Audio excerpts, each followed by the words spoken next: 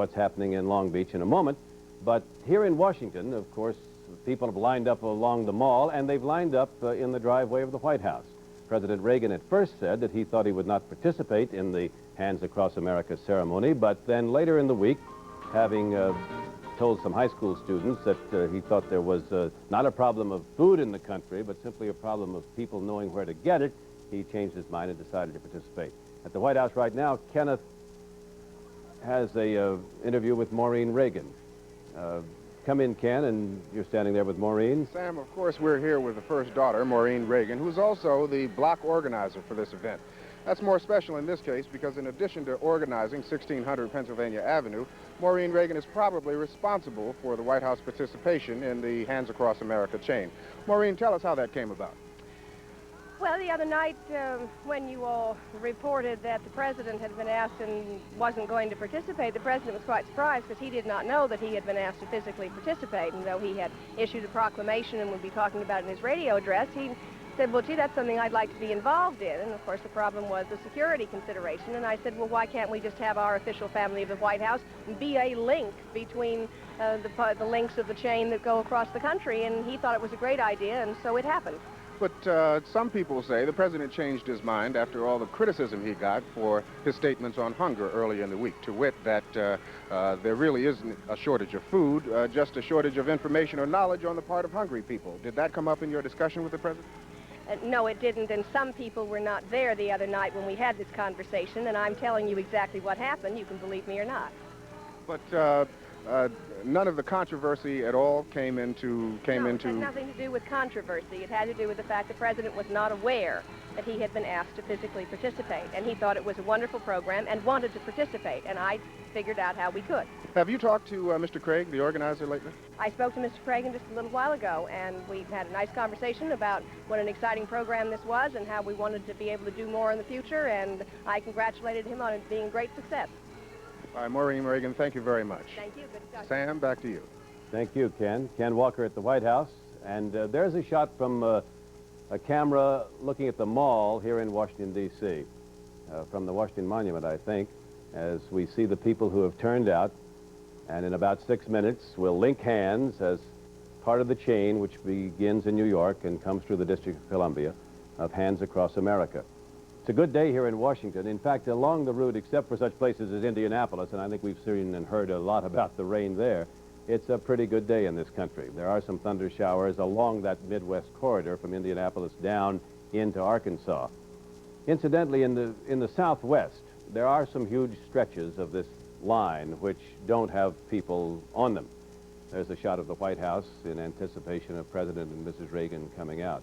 In the Southwest, where temperatures reach perhaps 100 degrees at this time of year, the organizers say that they purposely decided not to ask people, and there aren't a number of people in that part of the country, so it was probably a happy decision on their part, but purposely decided not to ask people to line up.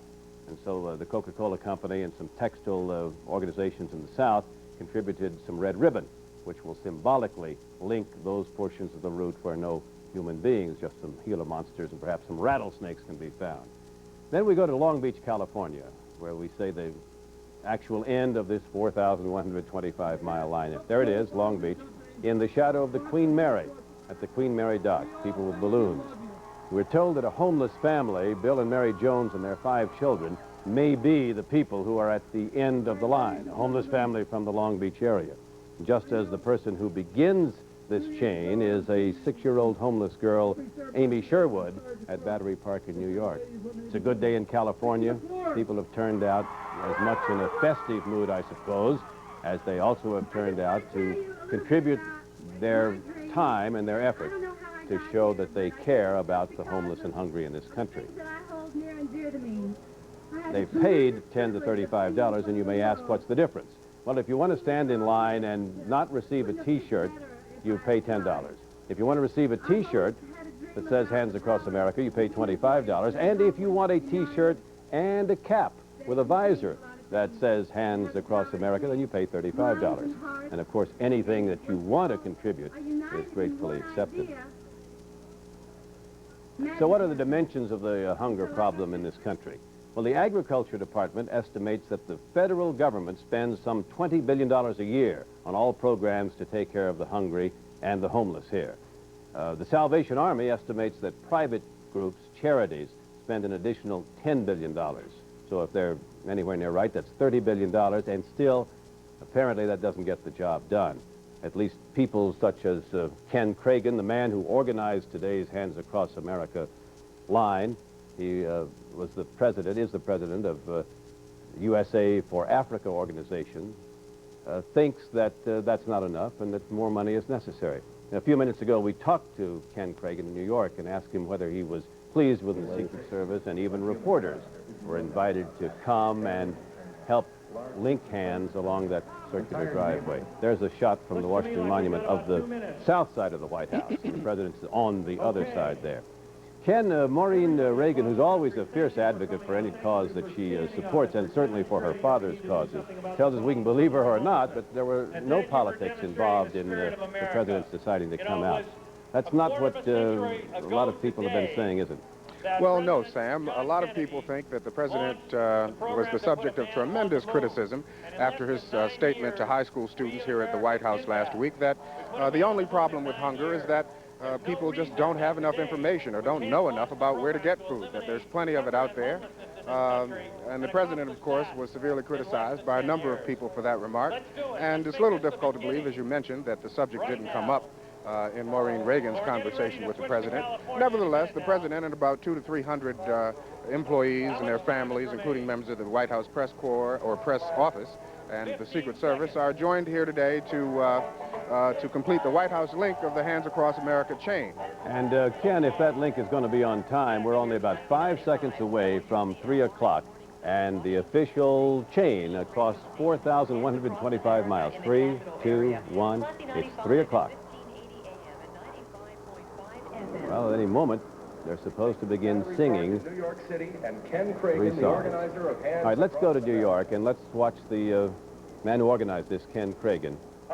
Okay, we're going to switch quickly now to Marty Rogel on the West Coast. No, that's not what we're going to watch. That's not what we're going to hear. But we are seeing in Battery Park at the tip of Manhattan Island people linking hands. And I suppose naturally across the entire country, 16 states and the District of Columbia, we're not going to have a unified singing in one voice. But in various places, at various moments, they'll sing. And here is the Hands Across America song, written particularly for this occasion from Long Beach. Let's listen for a moment, if we can. Are we ready for a countdown? Yes. All right, 10. Everybody count with me. 10, 9, 8, 7, 6, 5, 4, 3, 2, 1. Go with the music.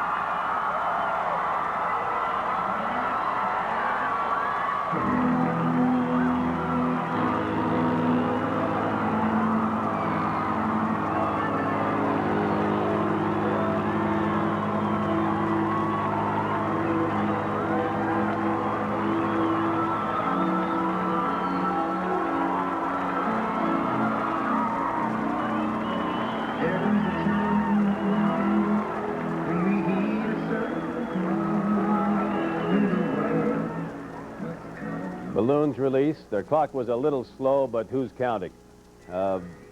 In California, in New York, all along the route, they're going to sing Hands Across America, We Are the World, and America the Beautiful. Now let's see if we can pick something up from New York. Pretending day by day that somewhere soon gonna change. We all a part of God's great big family, and the truth, you know, love is all we need.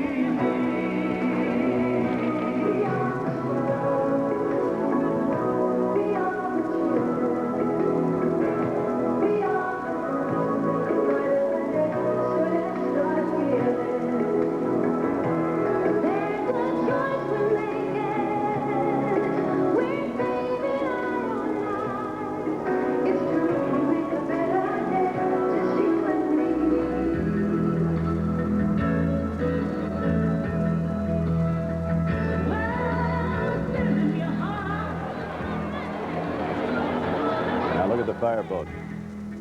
New York Harbor.